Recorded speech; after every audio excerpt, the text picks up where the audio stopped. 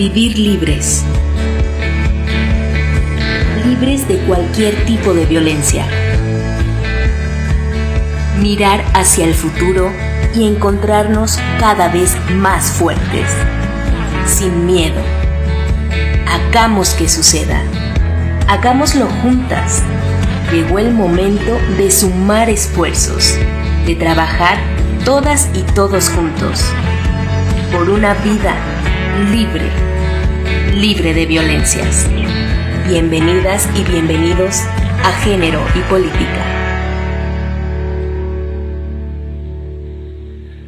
Amigas, ¿qué tal? Me da muchísimo gusto volverles a saludar en este programa de Género y Política. Estamos iniciando esta temporada, estamos en los primeros programas que, como bien les comentábamos en la emisión anterior, vamos a jugar ahora con 3 programas hablando sobre los derechos políticos de las mujeres. Y pues para darle continuidad precisamente a estos temas y estos análisis, tenemos a nuestras invitadas de lujo que les voy a presentar, pero ustedes ya las conocen porque las vimos en el programa pasado, lo cual me hace agradecerles enormemente el tiempo que nos dedican, que le dedican a quien nos está viendo, para poderle dar continuidad, seguir escuchándolas, por supuesto, y compartir el conocimiento que ellas nos puedan regalar. Vamos a darle, por favor, la bienvenida, si me ayudas, Luis, a la profesora Carolina Mónica Gilas. Ella es profesora de la Facultad de Ciencias Sociales y Políticas de la UNAM e integrante de la red de politólogas No Sin Mujeres. ¿Cómo está? Me da muchísimo gusto saludarle nuevamente. Hola, ¿qué tal? Buenas tardes, saludos a todas y a todos, un gusto enorme, estoy muy agradecida por poder volver a estar con ustedes y poder seguir con nuestra plática sobre los derechos de las mujeres. Muchas gracias. Gracias a usted, sin duda alguna nos falta mucho que platicar, y para que el tiempo nos alcance, pues otro programa, ¿por qué no? Les agradezco muchísimo. Y también saludar a Ana Fátima López Iturrios. Ella es abogada, feminista, maestra en Derechos Humanos y Paz, especialista en estudios de género y además es directora de la Red Nacional de Abogadas Violeta. ¿Cómo está, maestra? Un placer también, qué gusto que nos haya dado este espacio, que yo sé que tiene una agenda apretada, le agradezco mucho. Muchas gracias a todas y a todos, un placer convivir nuevamente con mis compañeras, qué gusto estamos esta tarde y adelante. Gracias por la invitación. Por estar con nosotras, y también les voy a presentar a Imelda Guevara Olvera. Ella es abogada y maestra en Derecho, especialista en Derechos Humanos, Perspectiva de Género y Democracia, y actualmente es la titular de la Unidad de Género y Derechos Humanos del Instituto Electoral de la Ciudad de México. Maestra Imelda, qué gusto saludarle, de verdad también le agradecemos mucho. Yo estoy muy contenta de que estemos nuevamente las mismas para darle continuidad al programa anterior. Gracias por estar con nosotras. Muchas gracias, Gaby, comparto el gusto. Es para mí un placer estar otra vez en Género y Política con Carolina, Ana Fátima y Melba, y saludos también a la audiencia. Muchísimas gracias, maestra. Y pues presentarles también, ustedes saben que va a estar colaborando con nosotras Melba Aide desde la Organización Nacional de Mujeres. Ahorita la vamos a saludar en un ratito más porque va a estar aquí muy pendiente para darle seguimiento justamente a esos comentarios que de repente ustedes nos mandan, que nos escriben, que nos sugieren, incluso que nos solicitan alguna orientación. Bueno, pues Melba va a estar acompañándonos a lo largo de estos programas para hacer ese vínculo con la Organización Nacional de Mujeres, con el Partido de la Revolución Democrática, y llevar este programa también a los hechos, para que todo lo que aprendemos aquí lo podamos poner en práctica, ¿por qué no? Y tengamos esa guía y esa orientación. Así que, Melba, ya estás por aquí con nosotras, me da muchísimo gusto saludarte. Gaby, hola a todas las panelistas, un gusto para mí compartir este espacio como segundo segmento de la 4ª temporada de Género y Política. Y efectivamente un saludo de todas las integrantes de la Coordinadora Nacional de Mujeres, que estamos siempre puntuales en estos temas para poder avanzar y erradicar todo el tipo de violencias y que nuestra participación política sea libre de las mismas.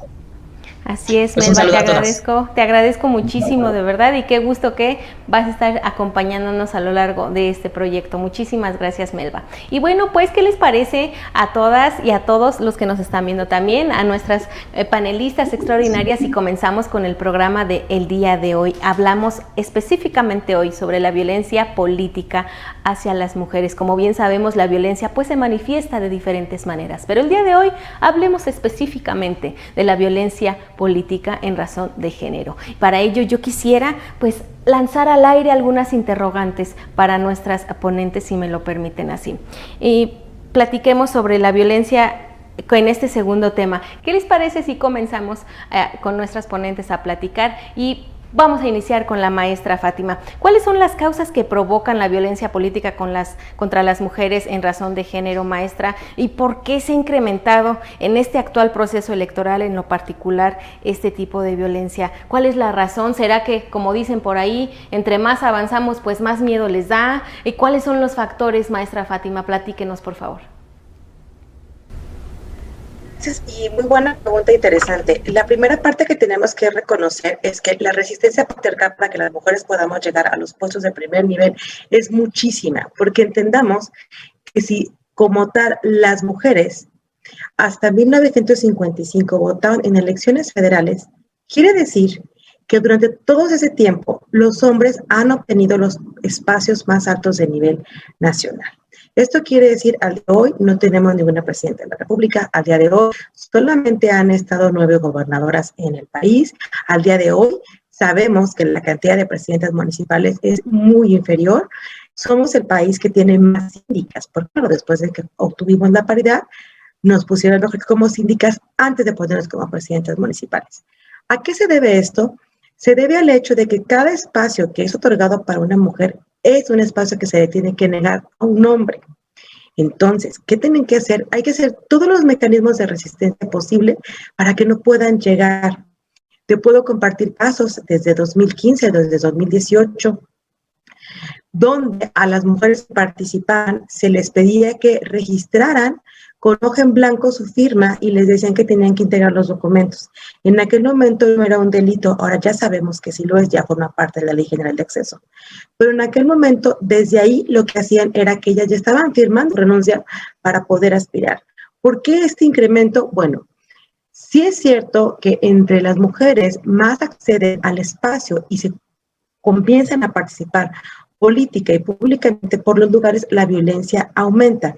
Esto ya nos lo dijeron las expertas Monodina Krug y Yolanda Restrepo en una investigación hecha en 2016. Podían evidenciar cómo la resistencia era por el hecho de que los lugares ya no iban a ser como se habían entregado por siglos jerárquicamente, es decir, al hijo, al sobrino, al vecino, al líder, como se estaban compartiendo y haciendo esta reproducción. Lo que está pasando ahora es que además de que no nos quieren responder, vemos cómo al darse cuenta que tienen que cumplir la paridad, están creando una nueva forma de violencia de la cual tendremos que empezar a conceptualizar en un futuro. La utilización de la figura de la mujer para hacer la continuidad de las acciones de otro hombre. A este grado está llegando la resistencia, es decir, tenemos el caso de la hija de un candidato, que como no quedó como candidato, ahora es ella la titular y siempre está presente la imagen infantilizada de ella, se niega a participar en los mítines públicos, no quiere estar al frente. ¿Por qué? Porque está demostrando que la figura que tiene que estar de manera simbólica es la del candidato que no logró llegar y sin embargo se utiliza a las mujeres para esto. Esto no solamente va a ser un retroceso para las mujeres, sino va a demostrar que no nos quieren dejar llegar y van a seguir generando el imaginario social, el dicho de ella para qué, si es la esposa de, si es la hija de, si es la novia de. Perdemos la autonomía y la identidad como mujeres y con capacidad y conocimientos para poder estar al frente, porque se borra completamente del espectro social que la mujer tiene conocimientos para ello. Entonces hacen todo esto para que no podamos llegar. Le agradezco mucho, maestra Fátima, y fíjese que hablando de la hija de aquel candidato, ¿verdad? Que no vamos a decir quién es, pero yo creo que todas y todos lo sabemos muy claramente, pues se ha dado también mucho esa parte de que ahora con ese pretexto para ciertas personas de la paridad, bueno, pues muchas de las cosas ahora ya se ocupan incluso para hacer campaña, incluso lo ocupan como si fuera una cuestión para ganar puntos y nada más. Se han visto políticas públicas que parece que nada más tienen como apellido el con perspectiva de género. ¿Realmente se está haciendo con la finalidad necesaria o solamente se está haciendo, como dicen por ahí en mi rancho, para cubrirle el ojo al macho, para que no digan, para que no estén hablando y para que no digan que no se cooperó? ¿Cuál es ahí lo que hay detrás, queriendo ser mal pensada, verdad, doctora Mónica? ¿Qué es lo que hay detrás de esto? ¿Realmente se están cumpliendo esas políticas públicas con perspectiva de género? ¿Lo tienen nomás de apellido? ¿La paridad, como el ejemplo claro que nos da la maestra Fátima, sí se está llevando a cabo, o lamentablemente hasta en eso se está también volviendo a incurrir en la violencia? Pues es una pregunta importante y bastante compleja de responder, porque me parece que no podemos dar una respuesta generalizada, un simple sí o no, sino que tenemos que matizarlo un poco y pensar en función de los casos particulares, ¿no? Me parece que si tendría que dar una respuesta más general, me parece que en la mayoría de los casos sí se está cumpliendo con el registro paritario de las candidaturas.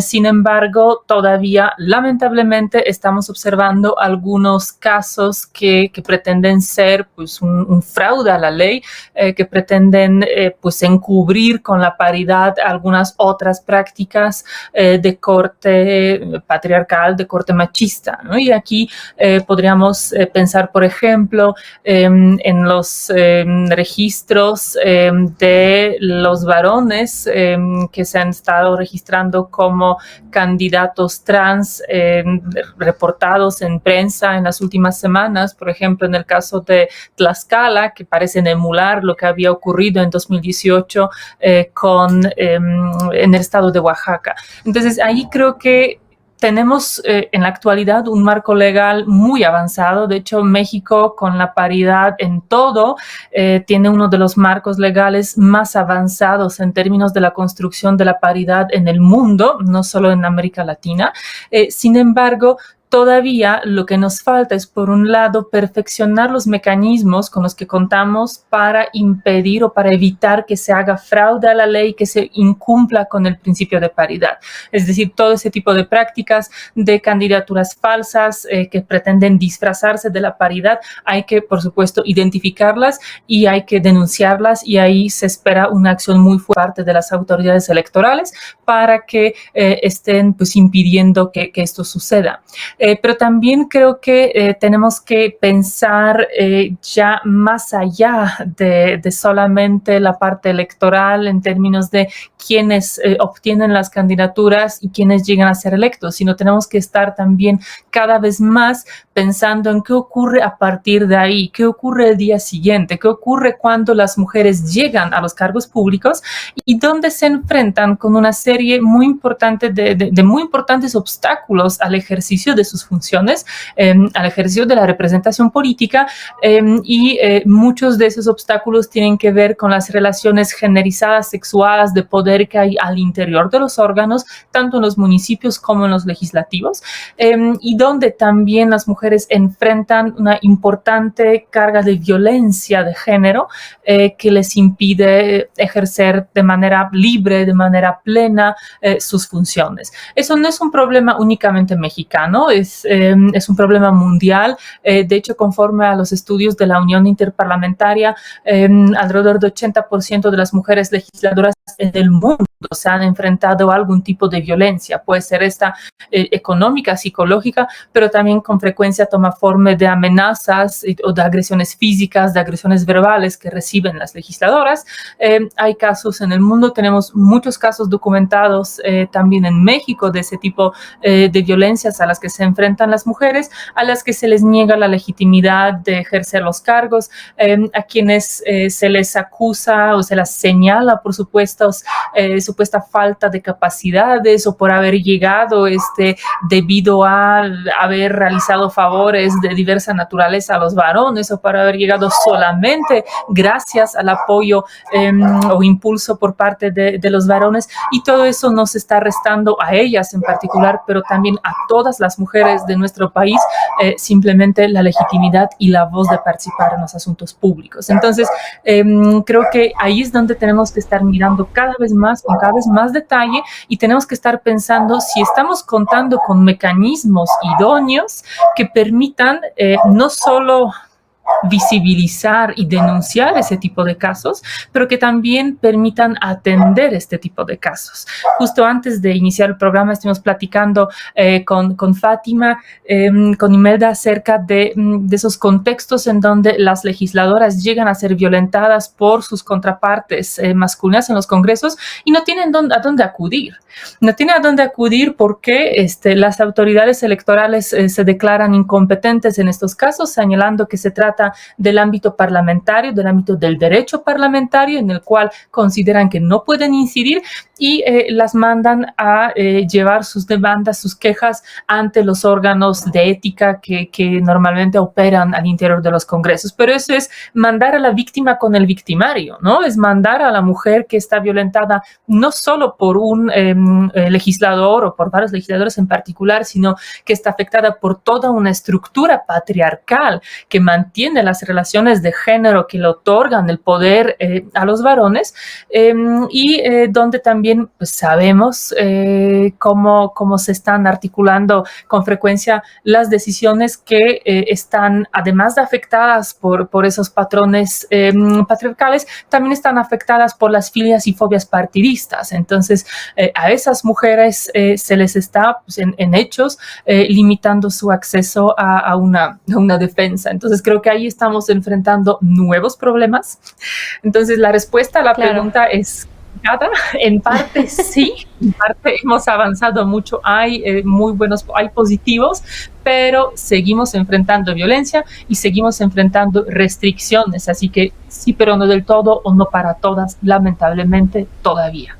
Así es, de verdad que pareciera, ¿a poco no? Cuando escuchamos pareciera cosa de videojuego, ¿no? Ya candidatas, híjole, después logramos atravesar toda la campaña, logramos ganar y llegamos al otro nivel y cada nivel se nos va poniendo complicada la cosa y pareciera una cosa bien increíble, pero así es y sucede. Y yo quisiera justamente, mencionaban ahorita esas partes como esas lagunas legales, esos pendientes incluso que legislativos en materia de violencia. Maestra Imelda, cuéntenos por favor, ¿qué se puede hacer justamente? ¿Qué es lo que habría que accionar? ¿Qué pendientes hay para que estas lagunas legales pues se rellenen y no haya esos vicios? Lo que Carolina comentaba hace un momento, de las herramientas, de los nuevos espacios que se crean y precisamente de lo que nos falta como autoridades y también el legislativo por hacer. Y recordaba ahorita el caso de las mujeres que actualmente son concejalas, cuando llegaron al cargo, y bueno, se cambió esa figura de ser delegaciones a alcaldías, llegan las concejalías y entonces cambia todo el esquema de actuación, pero desconocían cuáles eran sus funciones. Entonces, hicimos un conversatorio con ellas a fin de conocer también qué les estaba sucediendo para poder ejercer su cargo. Y nos encontramos con que no las habían dejado a algunas de ellas ni siquiera tomar protesta, no las invitaban a las sesiones, vaya, las estaban invisibilizando. A partir de esto, desde el Instituto Electoral nos dimos cuenta de que pues faltaba un cuadernillo, alguna herramienta, dotarlas de la información para que ellas puedan ejercer su cargo realmente. Me parece, como segundo punto, que bueno, este es un ejemplo muy específico respecto de la figura de las concejalías en la Ciudad de México, pero nos encontramos también con que efectivamente tenemos un marco ejemplar, un marco, podemos decir, se encuentra todo perfectamente bien definido y aprovecharía para recordar a quienes nos puedan estar viendo y quienes pudieran consultar esta información de cuáles son esas conductas, cuáles son los tipos que deben de tener en cuenta para darse cuenta si efectivamente están siendo víctimas de violencia política contra las mujeres en razón de género a partir ya de la definición que la ley nos proporciona. Sí, la Ley General de Acceso de las Mujeres a una Vida Libre de Violencia nos enuncia cuáles son los tipos en los que se pueden encuadrar diferentes conductas y vale la pena resaltar cuáles son estos, que nos encontramos con la psicoemocional, la física, la patrimonial, la económica, la sexual, contra los derechos reproductivos, la obstétrica y la simbólica. Entonces, estas son conductas constitutivas de violencia política contra las mujeres en razón de género. Y para tener más claro, debemos de tener en cuenta también que no solamente se ejerce violencia política contra las mujeres en razón de género en precampañas o en campañas, sino también en el ejercicio del cargo. Entonces, hay que saber identificar en qué momento nos estamos encontrando ante una situación como esta y denunciarla. Por ejemplo, puede suceder que se esté ocultando o proporcionando información falsa, incompleta o imprecisa y que se reducen u obstaculizan los derechos político-electorales. Se impide la competencia electoral en condiciones de igualdad. Y ya en el ejercicio del cargo nos podemos encontrar con que se impide la protesta o ejercicio de un cargo de elección popular, que es lo que comentaba al inicio con el ejemplo de las concejalas, o que se limita o niega el uso de recursos, atribuciones o información en el ejercicio del cargo. Y en todo momento pudiera ser que se está ante calumnias, discriminación, degradación, descalificación, difamación o injurias, y que se divulga información privada basada en estereotipos de género, que se discrimina por el ejercicio de sus derechos reproductivos, se obstaculiza o impide el acceso a la justicia y se amenaza o intimida. Entonces, a partir de que tenemos todo esto ya en nuestro marco normativo, las instituciones debemos de dotar de herramientas donde se pueda comprender fácilmente y que se puedan identificar cuáles son esas conductas y esas acciones de las que probablemente estamos siendo víctimas.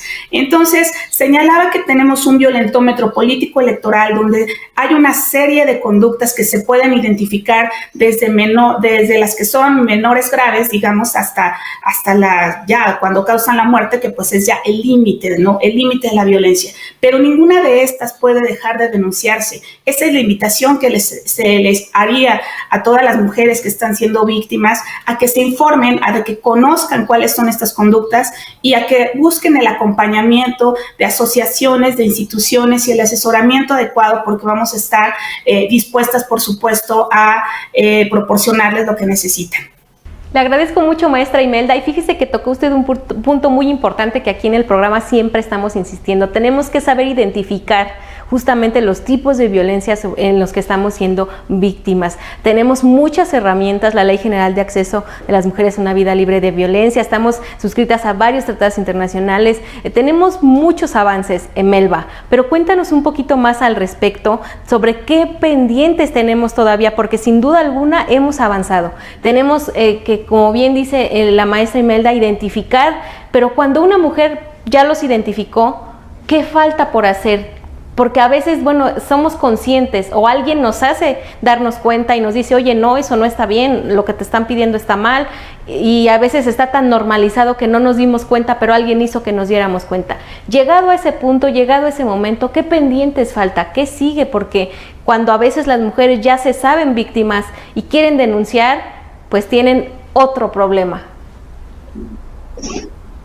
Sí, Gaby, mira, pues para mí me parece muy interesante todo lo que he escuchado y les comparto que en los 25 días del 25 de noviembre al 10 de diciembre, en el marco del activismo en pro de erradicar la violencia contra las mujeres, nos dimos a la tarea en la Organización Nacional de Mujeres identificar varios pendientes que coincidimos todas. Por un lado, sabiendo que la violencia política por razón de género se ha naturalizado, hemos visibilizado poco a poco cómo los modos, tipos de violencia, sufrimos violencia a las mujeres, porque yo vuelvo a insistir, el lenguaje es general, no es las mujeres que viven violencia. Yo también he vivido violencia en mi espacio privado y en el espacio público. Pero ¿qué sigue cuando se identifica? ¿Qué sigue cuando la puedes ver o la puedes sentir? Porque también las mujeres que la vivimos en el espacio público, pues vivimos en un aislamiento, lo vives en tu interior, no sabes ir, no sabes qué hacer, no hay un protocolo, el COVID, ¿no? Que de hoy tienen su cubrebocas, el gel antibacterial, sanitizas un espacio. Las mujeres no tenemos un protocolo de autodefensa o un protocolo colectivo qué hacer y cómo atender la violencia política por razón de género. Y el Partido de la Revolución Democrática ha sido muy responsable en el tema a través de la ONM. Tenemos un protocolo para atender, sancionar y erradicar, en este caso, las violencias políticas. Pero antes de llegar al protocolo, les comentamos que también identificamos una tarea medular y primordial como mujeres militantes de un partido político. Y uno es conocer las reglas del juego. Es decir, qué candidatura, para qué y cómo se logra una candidatura en el Partido de la Revolución Democrática. Y es ahí donde empezamos a meter ese tema electoral, desde identificar la sección electoral, desde decir, bueno, yo quiero ser presidenta, quiero ser regidora, quiero ser legisladora. Bueno, ¿qué debo hacer en lo interno? En mi autodeterminación como PRD, ¿qué se requiere para que yo pueda ser candidata? Y en ese orden de ideas, pues nos dimos a la tarea de ver que no todo, que todo lo que vivimos en política puede o no ser violencia política por razón de género. ¿Y a qué voy? Por ejemplo, compañeras decíamos, no, pues yo fui regidora y no llegué, me violentaron. No, pero ¿por qué no llegaste? Y cuando hicimos el estudio de que iba en la sexta regiduría, de que no había condiciones ni para entrar por un resto mayor cuando viene la jornada electoral. Entonces, esa falta de información generaba una ilusión en una compañera que iba de candidata, ya lo logró, pero que no iba a llegar nunca a ocupar el espacio en el cabildo, dado que no tenía las condiciones electorales. Entonces nos dimos a la tarea de hacer un ABC de cómo identificar y qué hacer para lograr tu candidatura. Entonces, aquí es un gran reto y me encanta escuchar a Fátima, a la doctora Imelda, bueno, Fátima, Imelda, a todas las que estamos aquí, las que nos escuchan también, de poder generar realmente pactos de sororidad entre nosotras. Es decir, intercambiar puntos de vista, sentarnos a tomar el café, sentarnos a decir, oye, ¿cómo puedo lograrlo? Ser acompañantes de nuestros procesos y ayudarnos tanto en la construcción como en determinado momento la defensa de nuestras candidaturas. Y lo pendiente yo creo que es eso, es la hermandad entre nosotras, también mucha, porque los hombres, hay que decirlo, los hombres que tienen la estructura hegemónica de los partidos políticos, que manejan las reglas del juego, que la escribieron ellos, pues hay una inequidad para nosotras, y cómo logramos romper esa brecha, cómo logramos romper esos obstáculos, uniéndonos las mujeres, generando pactos de igualdad, y juntas podemos ir a enrolar o ir a negociar o ir a arrancar, como lo quieren llamar en el sentido positivo, los espacios de poder. Porque también el derecho a la militancia es importante, también los perfiles son importantes, y la agenda de igualdad feminista con perspectiva de género, por supuesto. Pero un reto que yo veo urgente es nuestra preparación, nuestro diálogo, nuestra escucha y ser hermanas de esta misma causa, sentarnos y proyectar una ruta crítica, así como las rutas electorales, ¿verdad? Cuando pones un RG con sus RC, su grupo chico y cuidan la casilla, nosotras también. Quiero ser diputada, cuántas secciones hay, cuántos votos voy a alcanzar, la enmienda anterior que me requiere, mi partido que requiere, necesito consejeros nacionales, consejeros estatales, cuántos votos. Es decir, son muchas cosas que tenemos que ser ingenieras, constructoras de nuestras propias candidaturas. Y la ONM está en esa ruta, generar estos convenios de participación. Aquí con las que estamos, pues me encantaría después, estos programas, generar esos diálogos de articulación, que yo creo mucho en la articulación y en la sororidad. Pues por mi parte sería eso. Melba, sin duda alguna, todos los consejos que se puedan dar y que las mujeres puedan escuchar son de mucha utilidad. Poder conocer exactamente, como dice Melba, las reglas del juego también nos da mucha facilidad para poder defendernos. Recuerden que cuando no conocemos nuestros derechos, pues no podemos exigirlos porque desconocemos el desconocimiento de la ley, de las reglas del juego, de cómo es alcanzable una candidatura. Desconocer todo eso pues nos pone en una seria desventaja. Entonces yo les voy a pedir que no se vayan, vamos a escuchar consejo de la doctora Carolina para cómo podemos nosotras como mujeres fortalecer nuestro liderazgo político. ¿Qué les parece si escuchamos estos consejos y los vamos echando a nuestra caja de herramientas para que al final seamos, como dice Melba, ingenieras y constructoras de nuestro liderazgo político? Vamos a ir rápidamente a un corte, compartan el programa, escríbanos y no se vayan.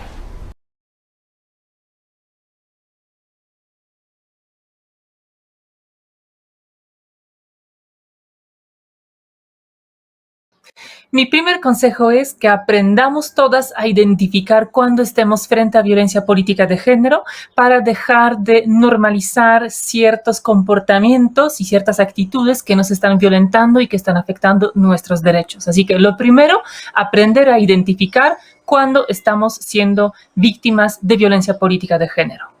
3 consejos breves. 1. Exigir en todo momento el respeto por nuestros derechos, que en el caso que nos ocupa nos referimos a los político-electorales. El segundo, conocer los elementos a partir de los cuales podremos identificar el hecho o momento en que nos encontremos en riesgo de ser violentadas para tomar acciones que hagan exigible el cumplimiento y, en consecuencia, evitar la vulneración a nuestros derechos. Y el tercero, bajo el supuesto de que ya nos encontremos ante un acto de violencia política, identificar las circunstancias de modo, tiempo y lugar para presentar la queja o denuncia que corresponda.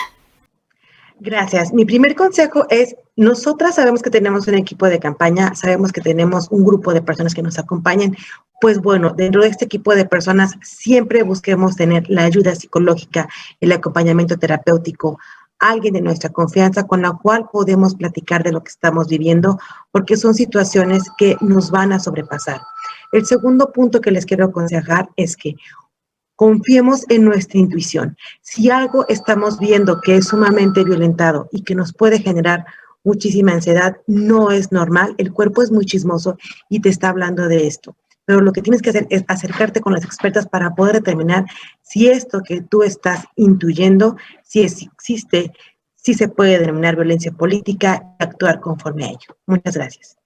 Mujeres, para erradicar la violencia política por razón de género, generemos lazos de amistad, lazos de escucha, de sororidad, erradiquemos la idea de que las mujeres somos rivales, porque recuerda, mujer, que juntas, poderosas e invencibles.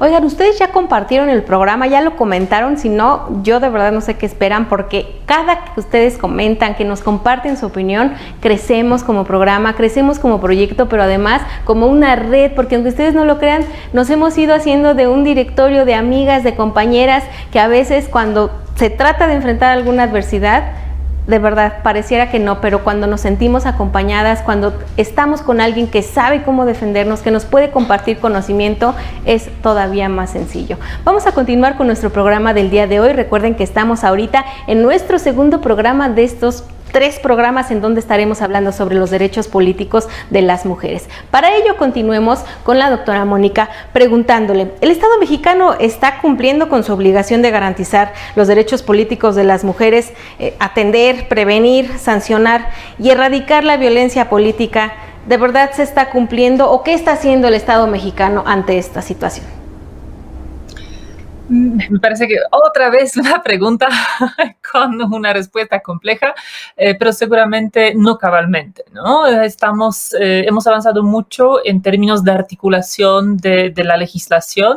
Las reformas de 13 de abril de 2020 a las 7 legislaciones, entre ellos la Ley General de Acceso a Vida Libre de Violencia, la LEGIP, la Ley General de Instituciones y Procedimientos Electorales, están, y bueno, otros actos están articulando un marco normativo que está apegado a los estándares establecidos por la ley modelo, y en ese sentido estamos contando con esa articulación muy robusta, ¿no? Donde falla o donde falta, me parece que en especial en cuanto a las herramientas efectivas y aún más en las capacidades institucionales para poder atender las violencias, para poder atenderlas en sentido de recibir denuncias, en sentido de llevar a cabo las investigaciones, imponer sanciones, pero también de manera muy importante prevenir y restaurar a las mujeres afectadas en el ejercicio pleno de sus derechos. Y en ese contexto, creo que simplemente lo que estamos observando es que el poder transformador de la ley es limitado, y es limitado especialmente en los contextos de debilidad institucional y de falta de compromiso, que es lo que estamos observando en algunos de los ámbitos. Contamos por suerte con instituciones fuertes, aliadas de la igualdad de género, que están comprometidas con el combate a la violencia. Lamentablemente no lo son todas y no lo son en todos los ámbitos, e incluso muchas que tienen el compromiso no tienen herramientas o recursos necesarios para hacerlo. Eso creo que apunta al hecho de que México sigue siendo un país con muy fuerte violencia estructural en contra de las mujeres, con un contexto en el cual la distribución del poder en nuestra sociedad está cruzada por género, es una distribución generalizada que privilegia a los varones y que al mismo tiempo esa estructura permite que la violencia contra las mujeres se ejerza, que se produzca y que se reproduzca.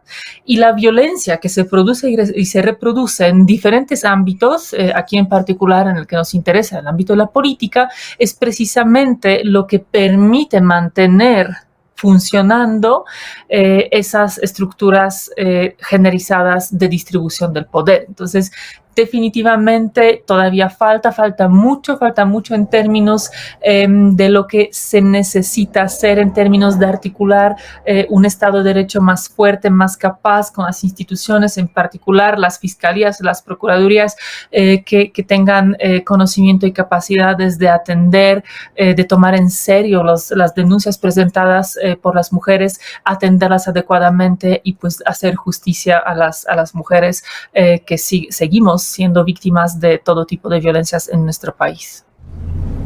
Le agradezco mucho, de verdad, y vamos a pasar ahora con la siguiente pregunta. Maestra Imelda, ¿la violencia política contra las mujeres va a influir en los resultados de las siguientes elecciones o no va a suceder, no se va a mover nada? ¿Usted qué piensa? Me parece que debemos de tomarla con mucho cuidado. Desafortunadamente, los casos de violencia política contra las mujeres en razón de género han aumentado, como se había señalado, y justamente es porque ha aumentado la participación de las mujeres. Me parece que debemos de analizarlo con cuidado en el sentido de que esta valoración se debe de hacer por entidad. En la Ciudad de México considero que no estamos, por supuesto, como en otras entidades, y que esos contextos que están viviendo en aquellas entidades donde hay mayor número de casos de violencia conocidos y que muy probablemente desconocemos muchos otros, sí puede influir en los resultados. Aquí no, aquí en la Ciudad de México no. Y me parece que se deben de tomar acciones en todas las entidades a partir de... Quisiera señalar también que aquí el 8 de marzo, en el marco de la conmemoración del Día Internacional de las Mujeres, llevamos a cabo de manera virtual un compromiso por la paridad sustantiva y cero tolerancia de la violencia política contra las mujeres en razón de género, que se denominó también Civilidad, Respeto y Responsabilidad, que asumieron los 11 partidos políticos. 24 compromisos fueron asumidos por todos los partidos políticos y uno adicional, que era el número 25 por 10 de ellos. Me parece que acciones como esta pueden ser, por supuesto, muy relevantes porque en esa medida es que se va también a influir en las conductas que otras personas o que otros actores pudieran ejercer en contra de las mujeres candidatas. Me parece que en todas las entidades debemos, las instituciones, el legislativo, las organizaciones y todas las contendientes, todas y todos los contendientes, que puedan ser conscientes de todo lo que está no solo perjudicando a la democracia, sino también mermando los derechos y sesgando la participación de las mujeres, y que eso no va a beneficiar nunca a ninguna sociedad.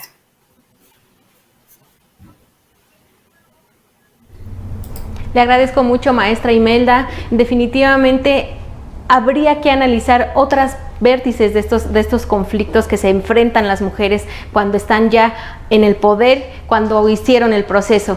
Pero uno de ellos que a mí me llama mucho la atención y que me gustaría preguntarle a la maestra Fátima. Todas hemos escuchado de la lamentada Ley 3 de 3, hemos sido testigas de muchos casos de estos. El no estar condenado por un delito de violencia política contra las mujeres en razón de género es uno de los requisitos para ser candidato a diputaciones federales y senadurías, además de también pues no tener algún otro antecedente, algún en curso, algún proceso por violencia doméstica también. ¿Qué se puede hacer ante ello? Es decir, si yo estoy siendo testiga, si yo estoy siendo víctima, o incluso sé de un candidato que sí está siendo ahorita juzgado, que tiene un proceso abierto, ¿qué se hace para que pues se haga valer la ley?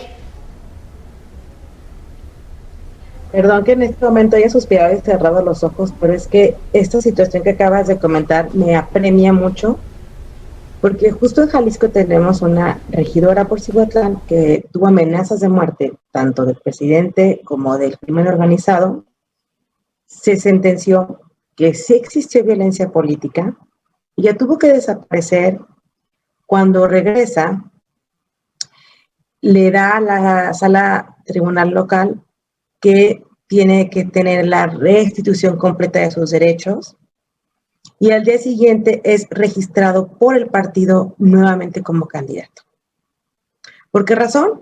Porque como él está apelando a sala superior, a sala regional, y no se ha llegado el 6 de junio, todavía está en posibilidades. ¿Por qué? Porque aunque hay una sentencia, no ha causado estado, siguiendo la cadena impugnativa está vigente y por ende puede llegar a ganar este 6 de junio. Cuando me preguntas qué se puede hacer, siento que no tengo una respuesta que te pudiera dar, que nos pudiera a todas dar un poco de paz o que por lo menos pudiera aplicarse para ver la trascendencia de lo que pedimos cuando pedimos no agresores al poder. Cuando escucho a la doctora Carolina, me sorprende muchísimo cómo dice, cada pregunta es tan compleja y no la podemos contestar de una sola vía. Porque sí tenemos lineamientos, sí, en la mayoría de los estados se aprobó la 3 de 3, salvo uno que otro estado creo que no. Todos se encuentran dentro de los lineamientos de los institutos electorales. Hubo una gran resistencia. Si mal no recuerdo, en Yucatán incluso se hablaba de la destitución de los consejeros electorales porque decían que cómo se estaban atreviendo con los lineamientos.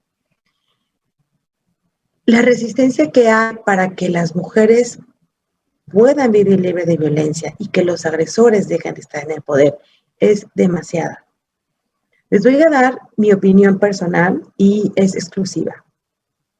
Si estamos ante una situación de este tipo, por favor, háganlo público, viralícenlo, ubiquen una red feminista fuerte. Están las Consti, la Observatoria, Red de Abogadas Violetas, Mujeres en Plural. Acérquense a alguna colectiva. Tratemos de hacer y dar visibilidad a la situación que está pasando, porque también tenemos el caso de que una persona que fue condenada como agresor en Veracruz actualmente está siendo candidato por el Partido Verde en Puebla. Entonces no es un tema menor. Tenemos que ayer precisamente renunció una candidata en Veracruz y así te puedo nombrar miles de casos de que sabemos que los agresores están, los conocemos, hablan con nosotros y sin embargo están siendo registrados y están siendo puestos y como ya estamos a unos días de la elección y no se han resuelto estas impugnaciones, muy probablemente van a quedar. ¿Qué quiere decir? Que simbólicamente todo lo que habíamos avanzado con que tengamos el artículo 20 bis, 20 ter, las 22 formas de conducta de violencia política, la Ley General de Acceso a las Mujeres a una vida libre de violencia y todas las acciones que en colectividad hemos logrado para tener la 3 de 3 no están siendo sostenidas porque se da privilegio al principio de presunción de inocencia sobre la dignidad de la vida de las mujeres. Y aquí tenemos tesis tanto de la Corte Interamericana como de la Comisión, resoluciones, Campo Algodonero, Avilla Pacheco, que hablan de la trascendencia que es la vida de las mujeres, lo que tendríamos que estar haciendo para que esto no pase. Por eso desde que solicitamos la 3 de 3 pedimos que no solamente aplicara para sentencias, sino para denuncias, las que hubiera. En el caso de este candidato que no logró, tenía 4 denuncias por abuso sexual. Y así como él, se están colando muchos otros de maneras cada vez más sofisticadas y estamos viendo una gran desproporción. Tenemos que volver nosotras las manos y establecer herramientas para poder generar que las designaciones puedan ser libres de agresores y estar poniendo al frente este tema tan importante que es que no lleguen agresores al poder. Porque sí, ya tenemos los lineamientos, tenemos el INE, lo tenemos casi en todos los locales, pero ahora imagínense en las gubernaturas, todas las secretarías de estados que se van a implementar, todos los puestos de primer nivel, las direcciones, las titularidades que se van a otorgar. ¿Cómo sabemos que van a ser personas que no tengan antecedentes penales, que no hayan agredido, que no sean deudores de pensión alimenticia, que no hayan acosado o hostigado a una mujer? Ese es el reto y ahí es donde yo pondría el foco.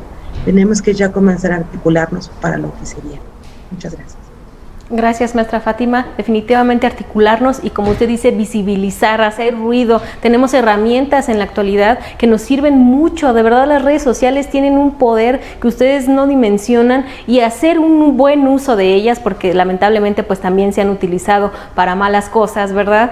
Pero hacer un buen uso de las redes sociales, híjole, es una herramienta que de verdad en años anteriores hubiera servido mucho, y no las tenían, pero avanzaron. Y entonces nosotras que las tenemos podemos todavía avanzar más si visibilizamos las situaciones para hacer ruido y hacer valer nuestros derechos, y sobre todo el cumplimiento de la ley. Melba, cuéntanos rapidísimo desde la Organización Nacional de Mujeres, ¿qué actividades se llevan a cabo? Sabemos que el partido tiene su propio protocolo para atender, prevenir y erradicar la violencia política, pero fuera de ello, ¿qué otras actividades están haciendo justamente para prevenir, erradicar y sancionar? Sí, Gaby, como lo he comentado en otras ocasiones, aparte del protocolo, pues le queremos dar una vida programática y estructural con nuestras 32 coordinadoras en todo el país de mujeres. Son 5 mujeres líderes con incidencia en los estados, en las entidades federativas, donde nuestra principal acción es por cada feminicidio, o por cada muerte violenta de una mujer, giramos oficios a las fiscalías respectivas, o en este caso al órgano de Comisión de Derechos Humanos Nacional o en los estados, para que indague o active el protocolo interamericano para investigar con perspectiva de género toda muerte violenta. También el calco algodonero, la sentencia de Irinea Buendía, ¿no?, de que no se juzgue con sesgos, sino con perspectiva de género, con óptica feminista también, y que sea una metodología para llegar a la verdad con estos enfoques por cada uno de los feminicidios. Ha sido interesante porque ya tenemos nuestra propia estadística de todos los oficios que hemos ingresado. A veces ingresamos 10 por semana, a veces ingresamos 2 por semana. Ya estamos cerrando el indicador, porque es como un indicador, y damos acompañamiento de esa forma en todos los partidos, a todas las personas. Lo que nos interesa es que sepan que la ONM pues va más allá, ¿no? También los casos que el partido a lo mejor se vio implicado, actuamos. El caso de Morena también con Félix Salgado Macedonio lo hicimos. Entonces hemos ido más allá de nada más ver el partido, sino realmente en la agenda social y colectiva, poner que la ONM pues es un órgano ocupado y preocupado por el liderazgo político de las mujeres, pero también por hacer visible en lo público lo que no está funcionando. También el protocolo abraza un mecanismo de ruta crítica. Es decir, también hicimos un formato para hacer un tema de denuncia, pero haciendo alusión al principio de definitividad y de la autodeterminación de los partidos políticos. En el partido existe una figura que se llama la queja, que esa puede ser contra órgano o contra persona. Entonces, cuando identificamos el caso de violencia integrante de la ONM, pues la canalizamos o le damos acompañamiento. Esa es la intención.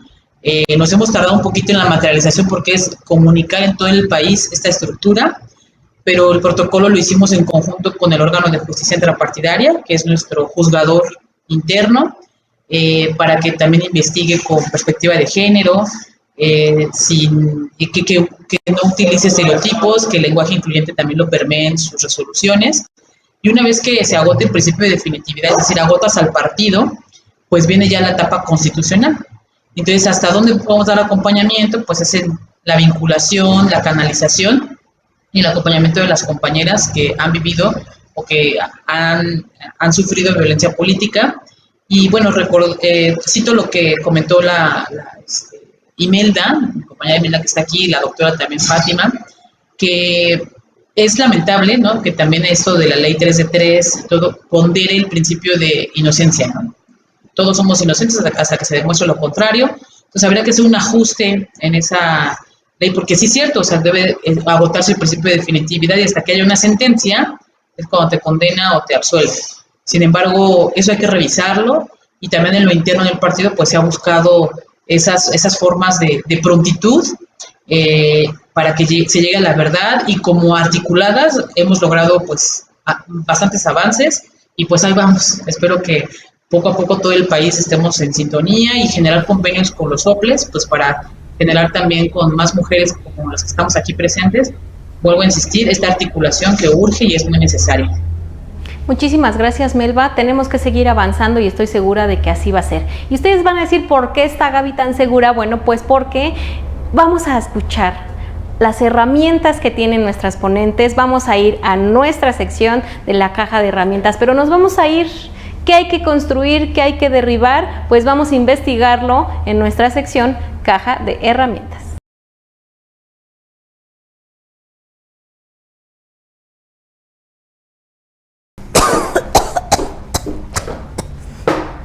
Amigas, bienvenidas a nuestra construcción que acabamos de inaugurar el día de hoy. Bienvenidas a este centro donde vamos a diseñar, a romper, a construir y a reconstruir. Y yo quiero, por favor, que me acompañen nuestras invitadas a este segmento de programa. ¿Dónde están nuestras invitadas? Yo escuché que algo explotó por ahí, a ver si se logran asomar. Ya las vi que se están asomando por acá atrás conmigo. Oigan, pues qué bárbaro, ¿qué hacemos? Aquí hay mucho por hacer, hay que construir un montón de cosas, hay que diseñar políticas públicas, híjole, hay que romper con la violencia política, pero pues ustedes díganme por dónde empiezo, porque yo no sé ni qué, ¿verdad? Por favor, Melba, dime qué hacemos primero, qué hago, tú dime, porque yo soy materia dispuesta, ¿verdad? Yo tengo por ahí mezcla para hacer un cemento fuerte, que nadie pueda romper y que lo único que se rompa aquí sean los miedos de las mujeres para enfrentar la violencia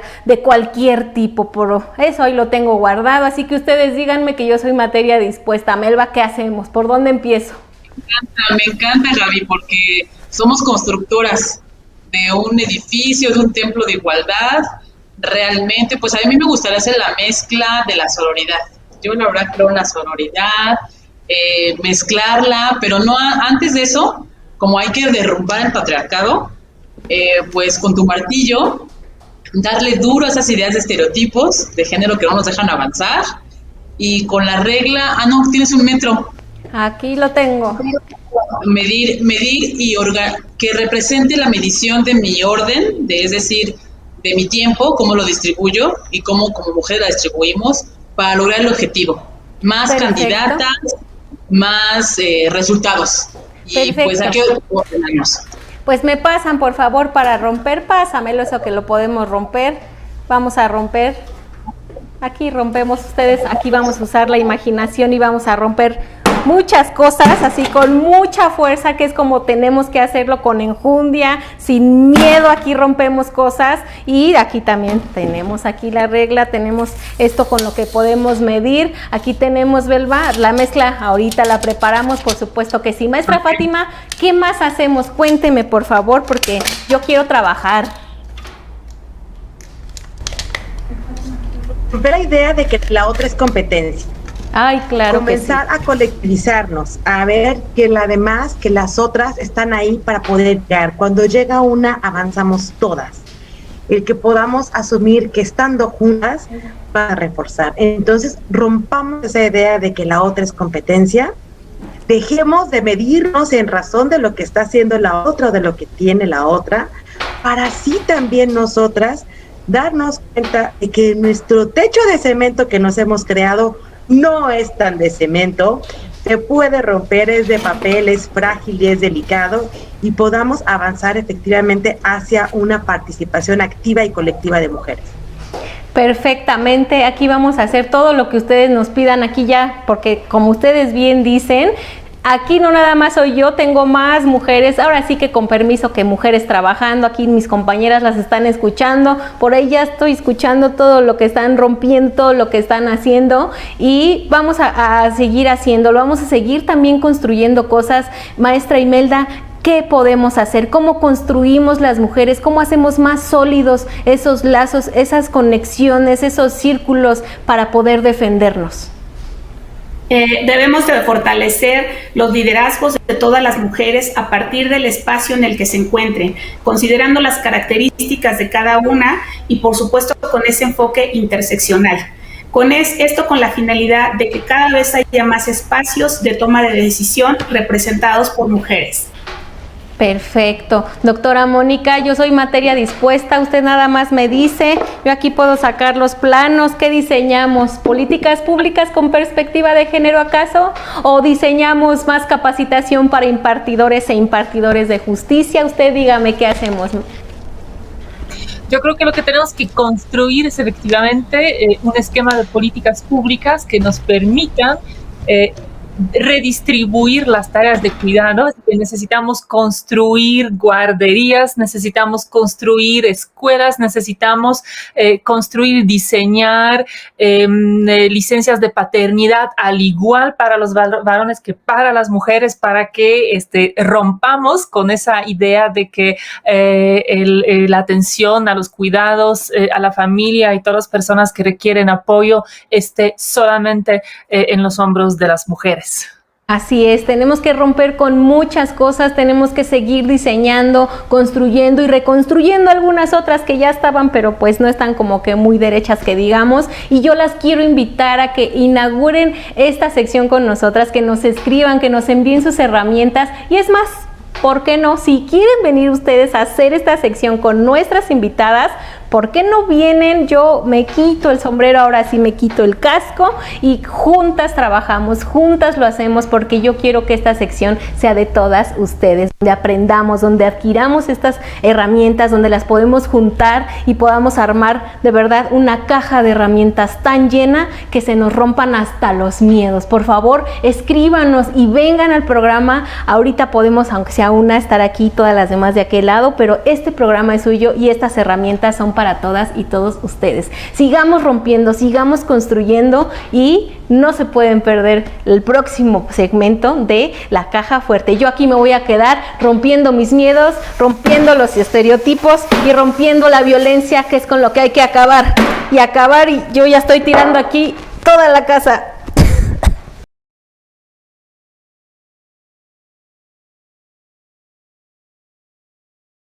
Ya estamos de regreso en el último segmento de nuestro programa del día de hoy. Recuerden que estamos viendo el segundo programa. En el primero estuvimos hablando sobre nuestro derecho a votar y ser electas. Si no lo vieron, lo pueden ver en YouTube, lo pueden buscar en Facebook y no olviden darle like, activen la campanita en YouTube para que les recuerde que estamos ya transmitiendo el programa de Género y Política a través de estas redes sociales. Compártanos por favor sus comentarios porque son muy, muy importantes. Llegamos en la recta final ya del programa del día de hoy y para ello yo quisiera pedirle por favor a la maestra Imelda que me regale propuestas y conclusiones. Yo sé que hemos escuchado de todo, que falta mucho por hacer, que se ha avanzado por supuesto, pero usted, ¿qué propuestas tendría para que pudiéramos avanzar en erradicar la violencia política?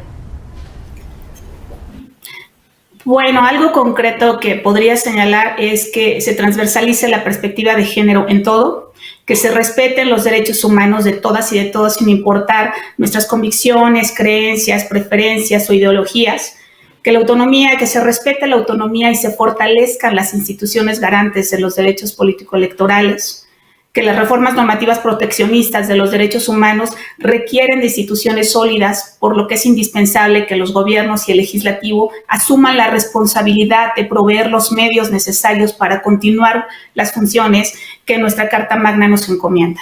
Muchísimas gracias, maestra Imelda. Doctora Carolina, ¿cómo prevenimos la violencia política? Si bien hablamos de capacitación, de conocimiento de la ley, ¿qué otras formas tienen las mujeres de poder prevenir y no llegar hasta ya la violencia política? Bueno, me parece que en lo individual es bastante difícil y que lo que necesitamos es una mirada y una acción, digamos, más generalizada.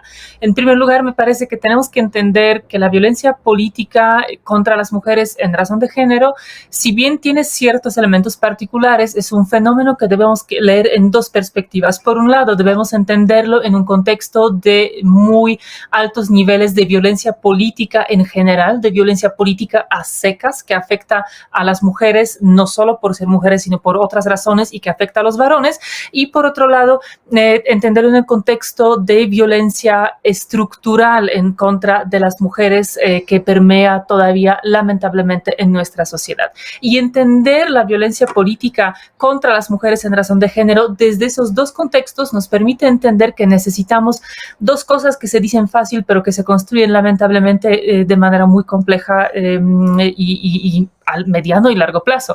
Necesitamos un Estado que funciona, en particular un Estado de derecho fuerte y una capacidad fuerte institucional de impartir justicia para las mujeres y también para todas las personas, porque en eso el Estado mexicano lamentablemente sigue fallando. Y dos, necesitamos políticas públicas de igualdad en todos los ámbitos y en todos los sentidos. La violencia contra las mujeres, la política y todas las demás no se van a acabar hasta que las mujeres seamos iguales a los varones, no solamente por ley, pero en los hechos, en todos los ámbitos de la vida privada, pública, social, cultural, económica, educativa y un largo etcétera. Entonces creo que a través de esas dos pistas es donde podemos construir una vida pacífica y una vida que permitirá a las mujeres ejercer plenamente todos sus derechos.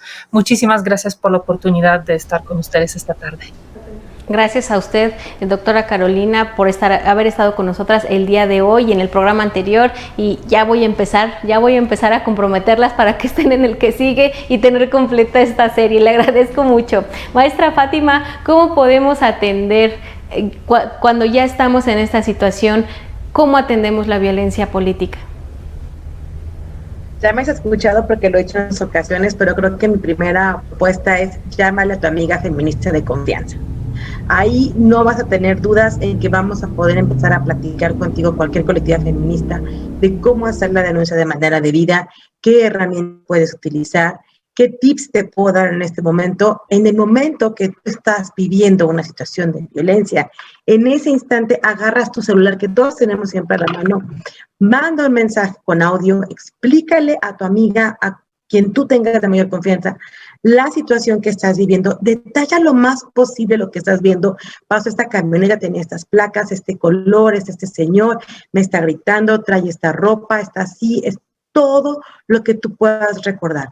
Cuando caemos en momentos de estrés sumamente en shock, que es la llamada de primer respondiente para contender la violencia, las mujeres podemos narrar inmediatamente lo que estamos viendo. Cuando pasa el día y comienza a bajar el shock, a veces podemos tener lapsos de que se nos olvidan las cosas por el dolor, por el sufrimiento, por la agitación que hayamos vivido. Desconocemos cómo puede hacer cada una, los recursos que pueda tener cada una, el grado de conocimiento del tema o de cómo responder ante una situación de violencia. Por ello es muy importante que todas sepan que grabarse mediante un audio, mandarlo, las va a dar un gran oportunidad para el momento de elaborar su denuncia que tengan la mayor cantidad de datos. Cuidarnos mucho de todas las señales que nos llegan a diario cuando tenemos situaciones de violencia. No solamente se llegan a través de un mensaje. A veces cuando llegamos a casa, curiosamente nos llega una llamada de un teléfono desconocido que nunca antes nos había hablado, para que nos sepamos nosotras que nos están viendo que ya llegamos. Entonces, el mejor consejo es buscar la manera de utilizar los recursos que existen. Ya la maestra Imelda nos habló de que tienen cuadernillos. El INE tiene el formato para la denuncia en casos de violencia política. Y lo más importante, llámale a tu amiga feminista de confianza. Busca una colectiva que te pueda apoyar, porque lo más difícil es denunciar la violencia política por el costo que implica para la mujer el hacerlo. Esto te va a poner una A escarlata, o como le digo yo, una A de aléjense de ella, porque inmediatamente deja de ser una mujer cómoda para cualquier partido político, que el sistema patriarcal tiene que eliminar. Y así como en la Edad Media las brujas escarlatas tenían que sacarlas porque éramos las malas, está pasando lo mismo. Cualquier mujer que denuncia por violencia política se le empieza a relegar de los espacios, le empiezan a ver mal, le empiezan a quitar. ¿Cómo podemos dar la vuelta a eso? Bueno, cuando el número de mujeres que denunciemos sea tanto, entonces el partido, como cuando pasa en las clases, cuando solamente es uno, claro, fue culpa de ella, pero cuando ya somos demasiadas las que levantamos la voz, inversa en las clases, nos damos cuenta que el que está mal es el maestro o la maestra y que tenemos que poner atención. Lo mismo tenemos que hacer de manera pedagógica y legal abrazada de las sentencias y de las denuncias que presentemos para decir, oigan, no estamos locas, no somos exageradas, aquí está la violencia, aquí está todo lo que hemos vivido y entonces ahora sí pensemos en cambiar la situación para beneficio de todas y de todos. Muchísimas gracias. Muchísimas gracias, maestra Fátima. De verdad que toda la razón, yo concuerdo, porque a veces cuando escuchamos, ay, ya están de exageradas, ay, ahí van otra vez, ay, es que nada más les gusta estar de revoltosas, híjole, a mí en lo particular, de verdad que son expresiones que me dan muchísima tristeza, porque no conocen el contexto en el que hemos vivido las mujeres a lo largo de tantos y tantos años, de tantas luchas, de tantas muertes que lamentablemente ha costado lo que hemos logrado. De verdad que hay que pensar un poquito antes de juzgar a las mujeres cuando estamos luchando y defendiendo nuestros derechos. Melba, pues te tocó. ¿Cómo sancionamos? ¿Qué más hay que hacer? Porque hay veces que parece que los castigos, híjole, ya es como cuando las mamás te dicen o te bajas o te pego y ya sabemos que ni nos va a pegar y nos seguimos subiendo. Pareciera así que de plano, pues ni caso se hace. ¿Qué más hacemos para erradicar y sancionar, sobre todo, sancionar la violencia política? Partiendo de que la violencia se vive pues de manera aislada, solitaria, desolada, considero que, y coincido con hacerla visible, pero en red. Necesitamos tejernos en una gran mujeres, militantes de partidos, dirigentes, desde las colonias, o sea, ser acompañantes de nuestros procesos. Yo vuelvo a insistir, creo que es muy importante hacer clínicas del ABC, de cómo denunciar la violencia, porque a veces puede ser que no la identifiquemos, puede ser que esté naturalizada, que esté normalizada en el partido político, en la institución, y entonces es muy difícil identificarla. Entonces, abrir diálogos como este espacio, Gaby, como este espacio con todas mis queridas compañeras que hoy están colegas, ¿verdad?, que en sus diferentes espacios se han hecho la diferencia. Necesitamos más mujeres que se despierte su necesidad. Recuerdo cuando leí a Alejandra Kollontai que decía que la mujer tenemos la doble responsabilidad de prepararnos, y yo creo que es triple, con las que si hoy tenemos esa venda de los ojos, ya no la tenemos, ya es más delgada la tela, pues tenemos que compartir con más mujeres esta información, sus derechos, nuestros propios mecanismos, nuestras propias experiencias, porque desde ahí se teje esta empatía, esta sororidad, para ir acompañando en los procesos que cada una vive y no vivirlo en solitario, que nos vean unidas. Por ello la marea verde, las marchas, de verdad que es como a un solo grito escuchar en las calles las consignas, donde las mujeres, la energía femenina está gritando, ese feminismo desbordado en todo el mundo, pues no está pidiendo otra cosa más que la igualdad real, sustantiva, que se sienta, que se viva, que yo sienta, y cualquier mujer de cualquier condición. Me encanta que esta legislatura hoy va a tener acciones afirmativas, mujeres indígenas, afros, tiene el enfoque interseccional, es muy interesante, vamos avanzando, pero requerimos unificarnos. Yo creo que algo muy específico son clínicas concretas de cómo hacer tu queja en el partido político, de cómo iniciar un JLC, de cómo hacerlo y consolidarnos, las que somos abogadas de profesión o no, realmente ser abogadas de nosotras mismas y de todas las mujeres, ser ese vínculo, esa versión de mujer que requerimos en todo momento, y mucha unidad, mucha articulación con mujeres de institución, de partidos políticos y de la academia sobre todo. Entonces, pues yo aplaudo estos espacios porque es eso, es tejer redes, es tejer vínculos para contribuir en esta construcción de igualdad sustantiva en nuestro país. Gracias. Muchísimas gracias, Melba. Justamente finalizaste y ya nos diste entrada para nuestro próximo programa, porque a veces no sé si les ha pasado, ¿verdad? Pero yo quiero contarles que antes de estar en este programa, antes de ser conductora, cuando yo escuchaba a las maestras en la universidad, a los maestros, cuando escuchaba en las noticias algunos términos como JDC, yo decía, ¿qué es eso? Yo estoy segura de que alguien de quien nos está viendo también está como, ¿qué es eso? ¿Para qué sirve? ¿Con qué recursos jurídicos contamos para poder defender nuestros derechos? Pues de eso vamos a hablar justamente en nuestro próximo programa. Yo sé que se van a quedar ahorita con las ganas, pero así sirve que nos acompañan también en el próximo programa, porque es justamente eso. A veces desconocemos los términos, desconocemos las leyes, desconocemos los recursos que tenemos. Nuestro país, si hay que reconocer algo, es que tiene muchas leyes, que tiene muy buenas leyes, que hay veces que desconocemos y no sabemos aplicar. Faltan muchas, sobre todo, sí, hay que adecuar algunas otras, pero las que ya tenemos no sabemos cómo usarlas, cómo aplicarlas, que es, repito, que es un JDC, pues ¿qué les parece si en el siguiente programa los descubrimos? Por tanto, yo voy a agradecerle a nuestras 4 invitadas que hayan estado nuevamente con nosotras en este programa de Género y Política del día de hoy, este segundo programa de 3, ahora sí que 2 de 3, al rato ya vamos a tener el 3 de 3, pero 3 de 3 programas, no nos espanten porque aquí son 3 de 3, pero programas, ¿eh? Yo les agradezco muchísimo que nos hayan acompañado, de verdad, doctora Mónica, maestra Fátima, Melba, de verdad les agradezco mucho, maestra Imelda, que me den la oportunidad de escucharlas, de preguntarles. Yo sé que luego les pregunto las del millón y que es muy complicado, pero justamente que sirva este espacio para que juntas podamos desenmarañar y podamos comprender y obtener esas respuestas que a veces sí pareciera inverosímil, pero no las encontramos. Pues para eso estamos aquí, para encontrarlas juntas, para encontrar esas herramientas y poder darle solución a muchos problemas que nos aquejan a las mujeres y seguir avanzando. Les agradezco muchísimo, pero no me despido todavía. Las voy a ver en el próximo programa, espero que así sea. Por les agradezco su participación y su tiempo. De verdad, muchísimas gracias, lo valoro mucho y lo aprecio. Y gracias a todas y a todos ustedes que nos están viendo, que nos comparten, que nos acompañan en esta 4ª temporada, que de verdad no podría ser posible sin todas y todos ustedes que nos comentan, nos escriben y que nos piden más programas, que nos dan más temas. Hay veces que hay algunos que ya tocamos, pero volvemos a tocar porque es importante volverlo a repetir, volverlo a recordar. Se vale, así que síganos mandando sus comentarios, por favor, y sobre todo no se pierdan Género y Política. Yo soy Gabriela Juárez y espero verlas aquí el próximo programa.